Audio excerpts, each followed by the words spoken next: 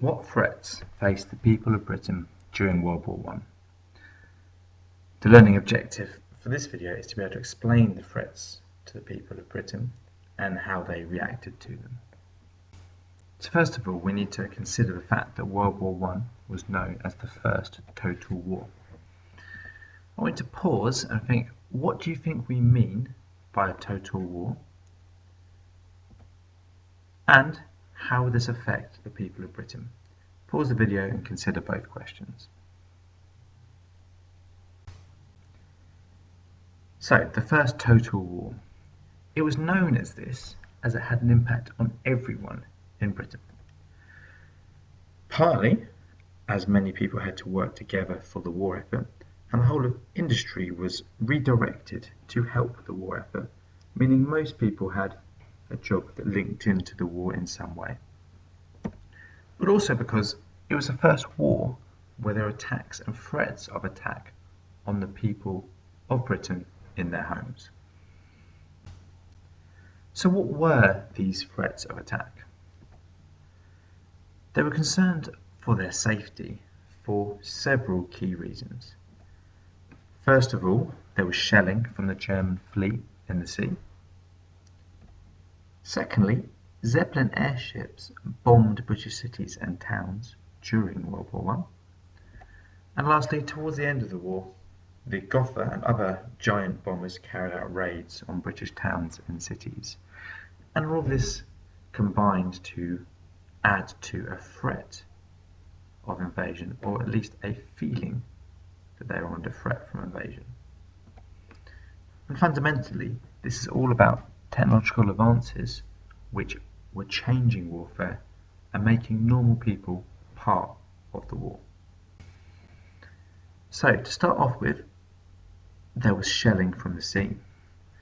On 16th December 1914, German battleships began shelling towns on the northeast coast of Britain. They shelled Scarborough, Whitby and Hartlepool, and 119 people were killed during these attacks. Now, there's evidence that the German Navy was trying to draw out the British Navy so they could destroy them.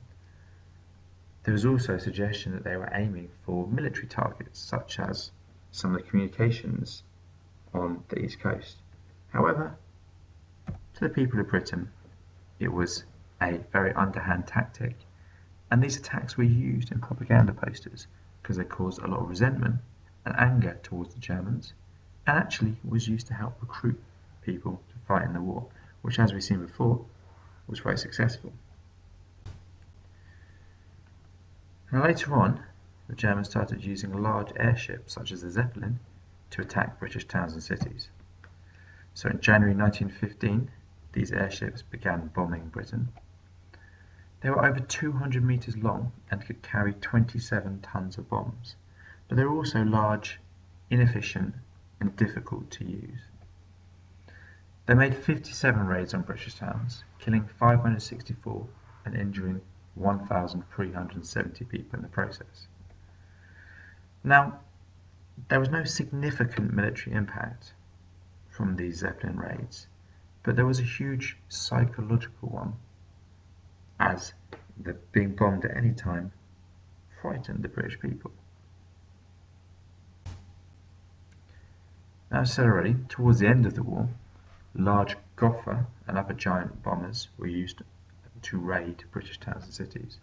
So from May 1917, German bombers started attacking British towns, and in May they killed 95 people in an attack on Folkestone on the south coast. In June 1917, they raided London, killing 162 people, including 16 children, when a school was hit by a bomb. And in total, 27 raids were carried out, killing 835 people and injuring 1,990. Now initially these had a very large impact, largely because the people of Britain were not prepared for air raid attacks like this, and many actually came out to see the bombers in action, meaning there was more casualties.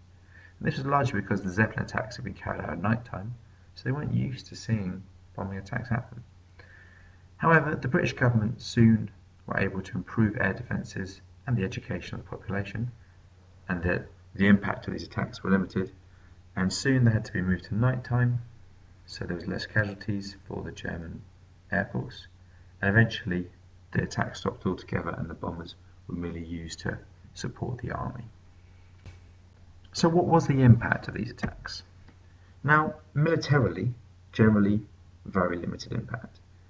The bombers and the shelling was not accurate enough to do damage or significant damage to military targets.